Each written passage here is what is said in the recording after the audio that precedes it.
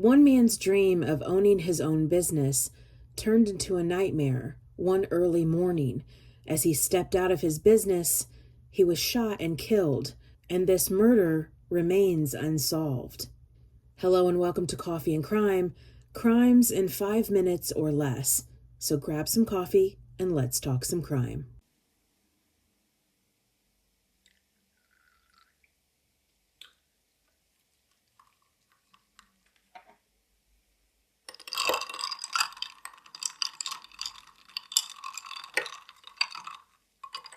There once sat an unassuming vacant building in Oklahoma City. The building was gray and blue with no windows and 2 doors. It wasn't much, but in its heyday, customers would sit and play dominoes, telling stories and enjoying each other's company. This place was one man's dream. It was shortly before 1 a.m. on July 27th, 2002, in Oklahoma City, Oklahoma. 62-year-old Paul Gene Washington, owner of Paul's Domino Parlor, had just celebrated his birthday only a few hours before, and he would only have a few more hours to live. Paul's Domino Parlor was located at 3027 Northeast 23rd Avenue. Paul stepped outside of the parlor to get some fresh air. When he didn't return, a few of his patrons stepped out and found Paul lying on the ground next to his car. Assuming he had had a heart attack or some other medical emergency, a call was made to 911. Soon after the call, the people gathered around Paul, realizing he had been shot due to the pool of blood spreading underneath his body. Police and paramedics responded to the Domino Parlor and confirmed Paul had been shot in the head and torso area. They loaded him into the ambulance, but sadly he was pronounced dead at a nearby hospital. Police canvassed the scene and began talking to the patrons in the Domino Parlor. Oddly enough, every one of them claimed to have heard nothing. No gunshots, shouting, or even a car pulling away. Paul had recently won between $2,000 and $3,000 from playing dominoes, and one man who lost to him was quite upset.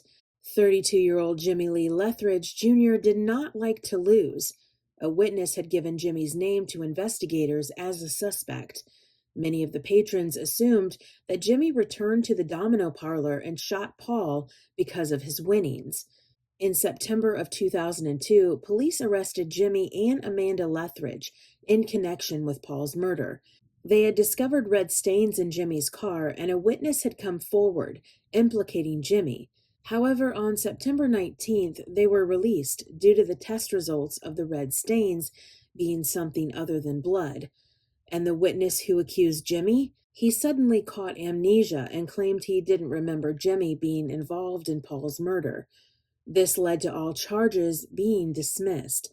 Theories swirled around that the witness received a little visit from some of Jimmy's friends and family. Paul's murder remains unsolved to this day. He was described as a helpful and giving man who was a positive influence on many people. So why target a 62-year-old business owner?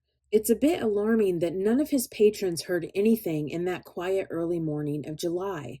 It didn't appear that Paul had been robbed, so this was a deliberate murder. Did the murderer have a silencer on their gun?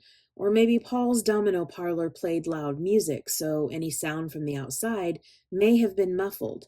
Or maybe in that town, there's a family who scares people, silences them into keeping a secret that may never be revealed.